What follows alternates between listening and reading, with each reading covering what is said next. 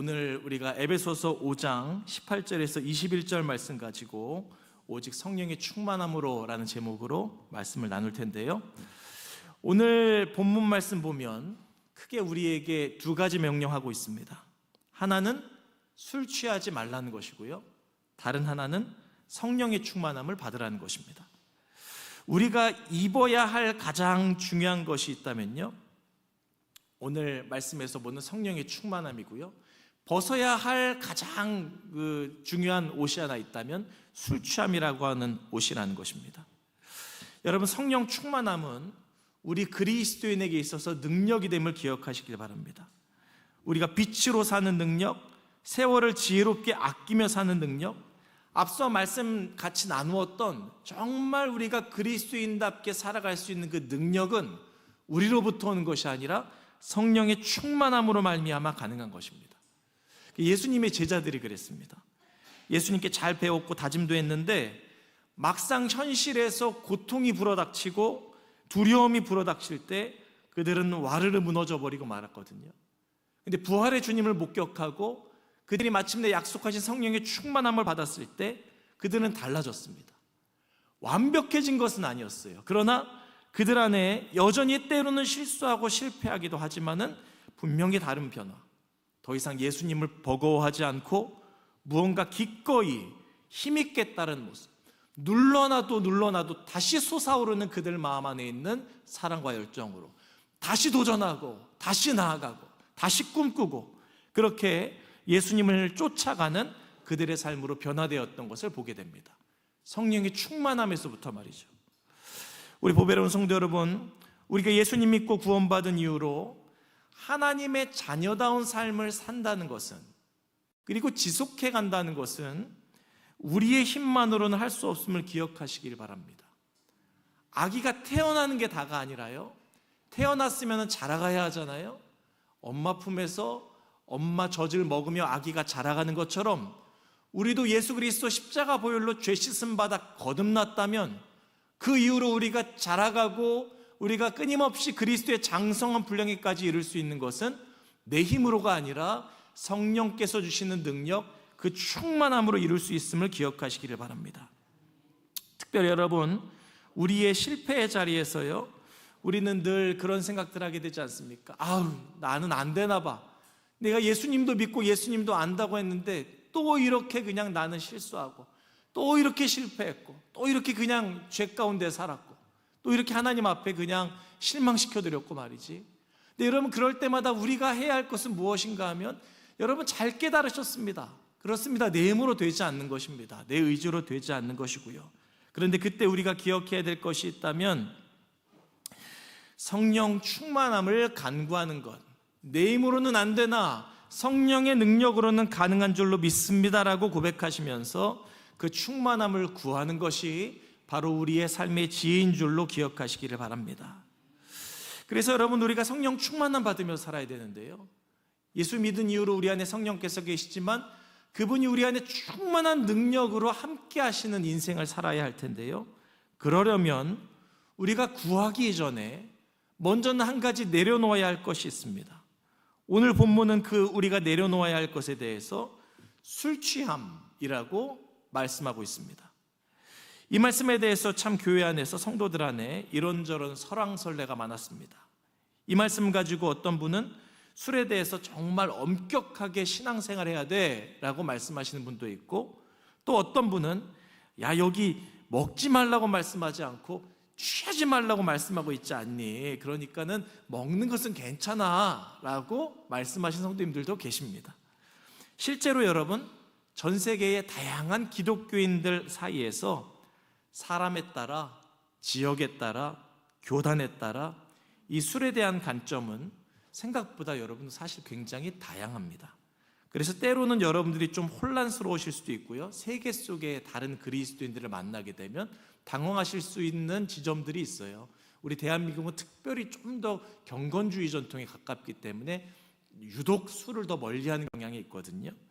그래서 덮어두고 신앙생활 하시는 분도 있을 수 있고, 그냥 이렇게 내 안에 밖에서 보이는 거, 속에서 보이는 거 다르게 신앙생활 할 수도 있거든요. 여러 가지 여러분들 상황이 있으실 텐데, 제가 당부드리는 것은 취하지만 않으면 된다, 또는 마시지 말아야 된다, 어떤 그런 우리의 생각의 차이 이전에 우리 모두가 공통으로 인정해야 될 부분, 제가 말씀드렸잖아요. 이렇게 생각하는 사람, 저렇게 생각하는 사람, 다양한 사람들이 있는데 우리 모두가 공통적으로 이거는 다 동의해, 이거는 맞아 라고 생각하는 일단 거기부터 시작하자는 것입니다. 다른 것 때문에 싸우기 전에 우리 모두가 다 인정하는 데는 어디야? 그 지점은 어디야? 거기부터 얘기하자는 것이죠. 그래서 여러분, 기독교인뿐만이 아니라 이제는 세상 사람들도 다 동일하게 인정하는 부분은 무엇인가 하면요, 술이라고 하는 것은 우리가 주의해야 할 만큼의 위험성을 가지고 있다는 것은 모두가 동의합니다. 거기 붙어 있잖아요. 담배나 술 같은 데 보면 얼마나 마시게 되면 어떻게 됩니다 뭐라고 막 주의사항 써 있지 않겠습니까? 그래서 건강을 해칠 수도 있고, 다른 한편에서는 중독에 빠질 수 있는, 무엇이든 중독될 수 있지만 유독 더 깊이 헤어날 수 없는 중독으로 들어갈 수 있는 것 중에 하나가 술이더라는 것이죠.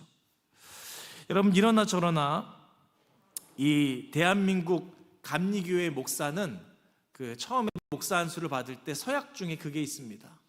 주초 문제에 대해서 일절 입에도 되지도 않는다라고 하는 그게 있기 때문에 이러나 저러나 여러분, 모든 여러 가지 왈가왈부에 떠나서 목사인 저는 할 수가 없습니다. 그러나 그럼에도 불구하고 말씀드리는 것은, 여러분, 어떤 물질 자체를 이 악하다고 말하는 것은 조금 또 위험할 수도 있습니다. 왜냐하면 여러분, 성경 말씀 보게 되면요, 예외의 경우를 제가 말씀드리면 디모데전서 5장 23절에요 바울이 디모데에게 약으로서 포도주를 권한 말씀이 있습니다. 아주 조금, 약으로서 조금 마실 것을 권유하거든요. 제가 왜 이런 말씀을 드리는가 하면은, 과거 제가 교육전도사 시절에 한 청년이 저에게 와서 물었어요.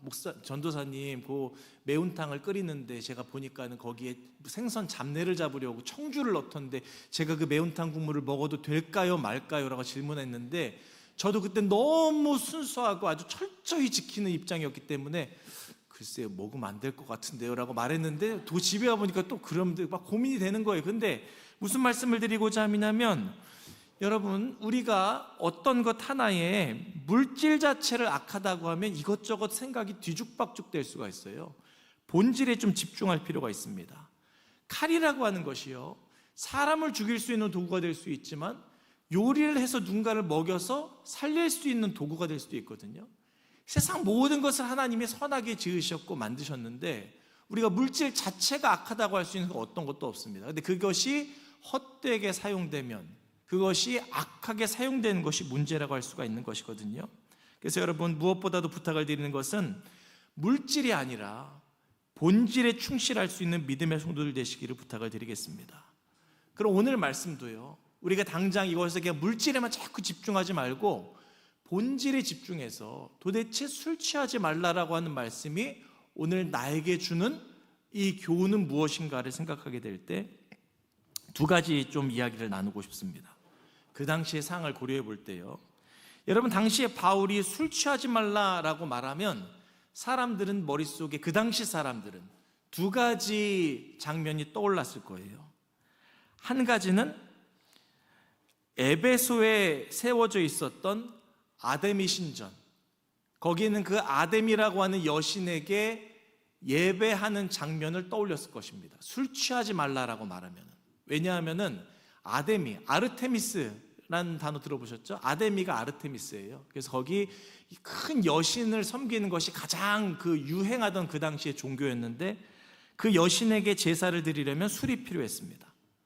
마을 입구에서부터요, 그 여신을 섬기는 그 예배당이라고 해야 되겠죠, 그 신전까지 일단 출발지에서부터 술을 잔뜩 마셔요. 만취할 때까지. 근데 그 다음에 북을 치면서 그 신전까지를 행진에 들어갑니다.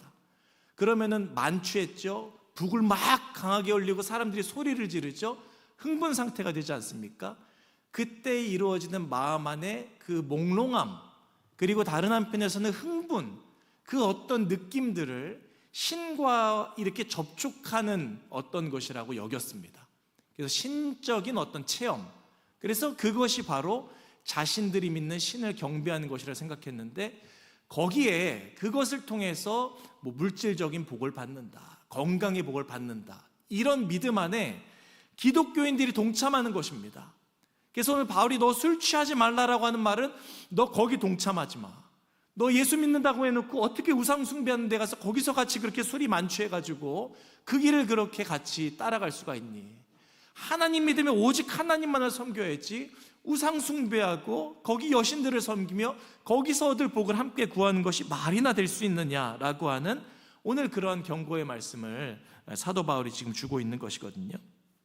여러분, 그렇기 때문에 술 취하지 않는다고 하는 것은 단지 술 이전에 여러분, 오늘 우리가 하나님 아닌 다른 것에 마음을 두고 다른 것에 우리가 의지하고 그것에 우리가 마음을 들이는 그 모든 것들에 대해서 하는 말씀이라고 할 수가 있겠습니다. 그리고 또 한 가지는 에베소서잖아요. 에베소에 쓴 편지니까는. 에베소는 항구 도시였거든요. 상업이 굉장히 발달한 도시였습니다. 고대 사회는 상업이 발달할수록 무조건 함께 따라오는 문화가 있습니다. 유흥 문화입니다. 뱃사람들이 막 들어오잖아요. 그러면 그것을 막 풀어야 되지 않겠습니까? 성적으로 굉장히 타락한 도시가 당시에 에베소였다고 할 수가 있습니다. 그런데 여러분, 특별히 술은 밤문화를 이끄는 중요한 도구였다는 것입니다. 모든 유흥에, 거기는 모든 성적인 타락의 문화 속에 술은 늘 그 중심에 있었고 그것을 잡아 이끄는 역할을 했던 것입니다. 여러분, 인간의 쾌락 중에서요, 음란을 부추겨서 마귀가 깨뜨리는 것이 무엇인가 하면 가정입니다. 술, 그리고 그와 연결된 밤문화, 우리 안에 그 음란과 유흥의 문화들은 가정을 깨뜨려서 배우자에게 상처를 주고 자녀들에게 씻을 수 없는 상처들을 남기게 됩니다. 그 술 취함, 음란함, 가정을 깨뜨리고 상처 주는 것, 그거 하지 말라는 것입니다. 정돈해 보면은 여기 에베소서, 그러니까 에베소 교회에 보낸 바울의 편지를 통해서 하나님께서 우리에게 말씀하시는 술 취하지 말라라고 하는 말씀은 단지 이거를 한 입만 먹을 것이냐 아예 먹지 말 것이냐 그것 고민하는 것보다 더 본질은 무엇인가 하면 하나님 아닌 다른 신을 더 섬기고 의지하는 것. 내가 세상적인 성공만 이룰 수 있다면 하나님께서 당부하신 선함과 바름 같은 것 다 내동댕이 치고 만취한 상태로 비틀비틀 거기 아데미 여신을 섬기는 신전을 향해 걸어가는 것을 기꺼이 하는 그것을 버리라는 것입니다. 그렇게 살지 말라는 것입니다. 오직 하나님 한 분께 신의를 지키고 믿음을 지켜서 걸어가라고 하는 말씀이 오늘 여기 있는 술 취하지 말라는 말씀임을 기억하시길 바랍니다. 그리고 또 한 가지는 쾌락을 쫓는 인생 살지 말라는 것입니다. 단지 술만이 아니라 그저 눈앞에 있는 욕심이라고 한다면 우리 가운데 정말 지켜야 될 가정과 교회 공동체를 깨뜨리면서까지 누군가에게 깊은 상처를 주면서까지 배신하면서까지 오직 자신의 지금의 향락과 즐거움을 위해서 사는 삶, 그것 살지 말라고 하는 것입니다. 단지 술뿐만이 아니라 우상숭배 그리고 쾌락을 향한 탐한 것들, 그런 것들을 우리 안에서 제하여 버리라고 하는 단호한 명령이 오늘 이 말씀이라고 할 수가 있습니다. 그래서 여러분, 여기에 있는 술 취하지 않는 이 삶을 벗어버리는 것입니다. 그것으로부터 자유케 되는 것이죠. 쾌락에 찌든 삶, 이방인을 섬기는 삶. 이제 그러면 그 당시에 에베소 교인들을 생각해 보겠습니다. 바울이 호통을 쳤어요. 술 취하지 말라 있는 방탕한 것이니. 그래서 그것을 내려놓았단 말입니다.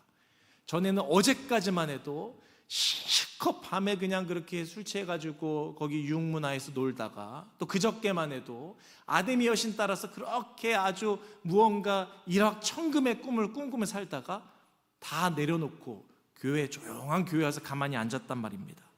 그러면 어떤 생각을 하실 것 같습니까, 여러분? 은혜로울 수도 있겠지만 아유, 이제 뭔 재미로 사나. 죄송합니다, 여러분. 그런 생각 들 수 있더라는 것이죠. 그런데 그러한 물음 앞에 성경이 뭐라고 답하는가 하면 너, 그거 대신 내가 너에게 줄 것이 있다. 성령의 충만함. 성령이 충만함이 주는 기쁨, 성령의 충만함이 주는 진정한 만족, 진정한 평안, 너 그것을 누리며 살아라 라고 사도 바울이 권면하는 것입니다. 세상 즐거움 내려놓았더니 그냥 허전하고 아우 이제 앞으로 나 뭐하고 사나 그냥 이거 너무너무 심심해 죽겠네 라고 하는 그 당시에 에베소 교인들을 향하여 좋은 것이 있다. 그것과 비교할 수 없는 진정한 기쁨과 만족과 평안이 여기 있다라고 말씀하더라는 것이죠. 여러분, 그래서 앞서 술에 대한 여러 이것저것 논쟁들이 많았다고 했는데 그거 생각 다 떠나서 한번 스스로 이렇게 우리가 오늘 물어봤으면 좋겠습니다. 내가 그리스도인이라고 한다면 나는 하나님 외에 하나님께로부터 오는 기쁨과 하나님으로부터 오는 이 평안함과 만족 외에 이것만으로는 부족해. 나 이것 말고 저것 좀 있어야 돼. 그리고 오히려 하나님은 없어도 되지만 나 이것 없이는 못 살아 라고 하는 거 어떤 것, 그것이 오늘 우리 안에 있진 않은지 한번 돌아보자는 것입니다. 그리고 그것에 대해서 우리는 좀 심각하게 생각할 필요가 있습니다. 왜냐하면 우리 안에 하나님의 사랑과 은혜로 충만하게 채워지지 못했다라고 하는 증거가 될 수 있는 것이고, 주님으로는 모자란다, 세상에 나 저거 없이는 못 산다라고 하는 것은 하나님의 사랑이 아직 우리 안에 충만하게 채워지지 못했다는 것이고, 그렇기 때문에 오늘 우리는 성령의 충만함을 어쩌면 맛보지 못한 인생일 수 있기에 성령의 충만함을 맛볼 필요가 있더라는 것입니다. 그러니까 우리가 억지로 참고 참아서 죄악을 끊어내고 우리의 어떤 쾌락을 끊어낼 수도 있겠지만, 더 좋은 것은 성령의 충만함을 통해서 진정한 기쁨과 진정한 평안과 만족을 맛보면 이게 더 좋기 때문에, 나는 하나님이 더 좋기 때문에 비로소 우리가 술 취함에 쉽게 빠지지 않을 수 있지 않겠습니까? 과거 제가 만난 이들 중에 젊음을 방황하다가 20대 후반 청년의 때 회심한 이들을 많이 만났습니다. 저도 비슷한 나이 또래예요. 이런저런 이야기를 나누었던 기억들이 있는데요, 설교 준비하면서 제가 한 사람과 나눴던 그 순간이 떠오르더라고요. 그 사람은 아버지는요 지역에서 자수성가하신 소문난 부자였고요, 자신은 20대 이른 나이에 결혼도 하기 전에 그 아버지의 사업장을 물려받았던 사람이었습니다. 그래서 그분이 저에게 그런 이야기를 했어요. 내가 예수 믿기 전까지 진짜 세상에서 할 수 있는 모든 나쁜 짓은 다 해봤다. 그 나쁜 짓이 뭔지는 모르겠어요. 어쨌든 그 나쁜 짓은 자기가 다 해봤대요. 그래서 정말 나는 회개할 게 많다는 이야기를 해요.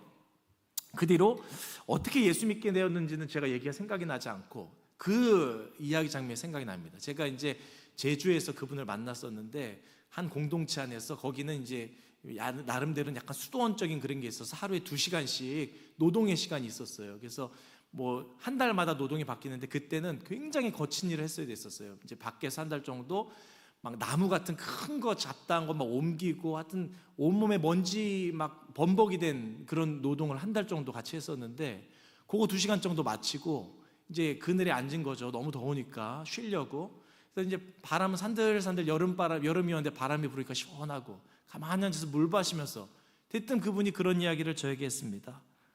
나는 그때로 돌아가고 싶지 않다. 나는 지금 여기 예수님을 알고 난 이유가 제일 행복하다라는 얘기를 했습니다. 여러분, 그런 간증들이 적지 않습니다. 예수님을 인격적으로 만나고 성령의 충만함 속에 진정한 영적 만족, 그 기쁨과 평안, 하나님 앞에 용납받아서 비로소 내 존재를 긍정할 수 있는 그 충만함, 이 아름다운 주님께로부터 일어나는 역사들, 그리스도인이 되었다면 마땅히 우리 안에 채워져야 될 성령의 충만함, 그것을 경험한 자는 그렇게 고백하더라고요. 그때로 돌아가고 싶지 않다고. 지금이 내 인생에서 가장 행복한 순간이라고. 저는 그때 한 24살이었고 그분이 한 32살 정도 됐었을 때였어요. 그런데 그때 어린 저를 향해서 충고하던 이야기한지 어떤지는 모르겠지만은 그렇게 너무나 진솔한 고백으로 나누었던 기억이 납니다. 여러분, 우리가 기억할 것은요, 세상의 쾌락, 세상 즐거움, 그것이 생각보다 그렇게 대단하지 않고요, 반면에 하나님께서 주시는 성령 안에서 주시는 기쁨과 평안과 만족은 우리가 세상 그 무엇과도 바꿀 수 없는 우리 가운데 가장 큰 우리의 선물이 될 것을 여러분 믿고 고백할 수 있기를 바라겠습니다. 혹여 여전히 내 안에 아직 나는 세상의 쾌락이 더 좋고 성령이 주시는 기쁨과 평안에 대해서는 잘 모르겠다고 한다면 우리는 기도할 필요가 있습니다. 주님께서 나를 더 깊이 만나주시고 성령의 충만함을 부어주시는 그때에 여러분, 그것은 분명 우리 안에 참된 만족을 줄 수 있습니다. 세상이 줄 수 없는 진정한 기쁨과 평안을 우리 가운데 주실 수 있는 것입니다. 여러분, 그래서 그렇다면 우리가 그 성령의 충만함을 진정 받기를 원한다고 한다면 우리가 해야 할 한 가지가 있다면 다름 아니라 그것은 제자들을 생각해 보십시오. 기다리며 기도한 것, 그 외에 다른 것은 없었습니다. 주님께서는 이미 우리에게 그 성령의 충만함을 당신의 자녀들에게 주신다고 약속하셨고, 우리가 해야 될 한 가지 순종이 있다면 기다리며 기도하는 것입니다. 속회 안에서, 선교회 안에서, 교회 안에 서로 함께하는 지체가 연결되어 여러분 기도하기 시작하셔야 됩니다. 다른 무엇보다 성령의 충만함을 위해 기도하시기를 바랍니다.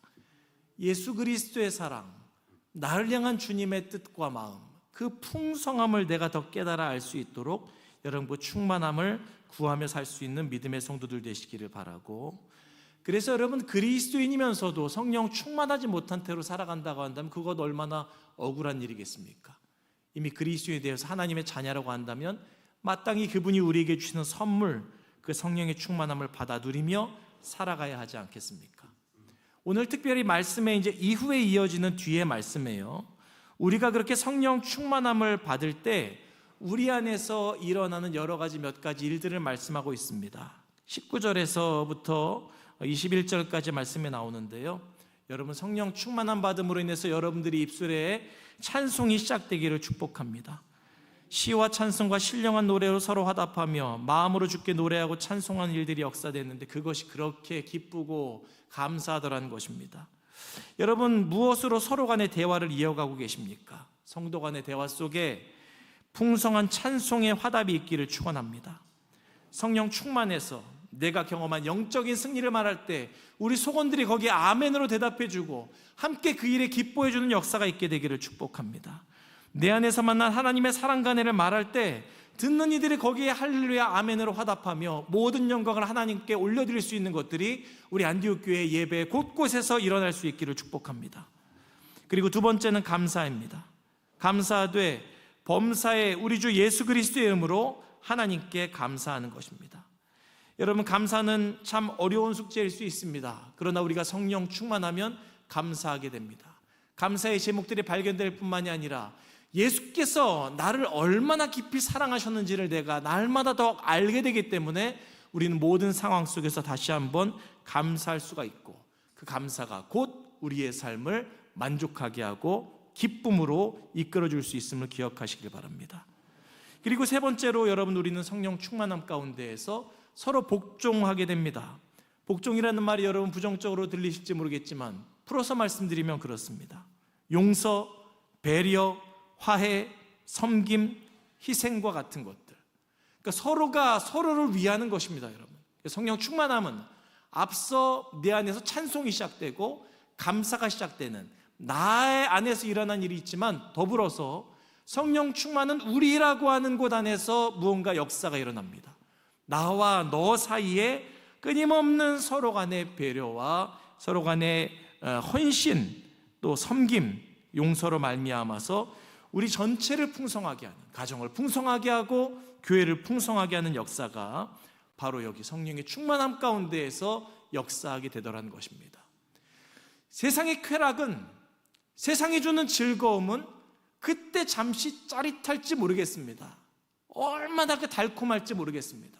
그러나 그 모든 것들은 헛될 뿐이며 허무할 뿐인지라 지나면 지날수록 내 안에 더 헛헛하고 더 목마르며 끊임없이 나를 더 메마르게 할 뿐이지만은, 성령 충만함이 주시는 그 기쁨은, 성령 충만함이 주시는 그 내 삶의 만족은 내 안에 날마다 더 깊이 벅차고 곱씹으면 곱씹을수록 더욱 내 안에 풍성한 것임을 여러분 기억하셔서 성령 충만함으로 우리의 인생을 채워갈 수 있는 믿음의 성도들 되시기를 축복합니다.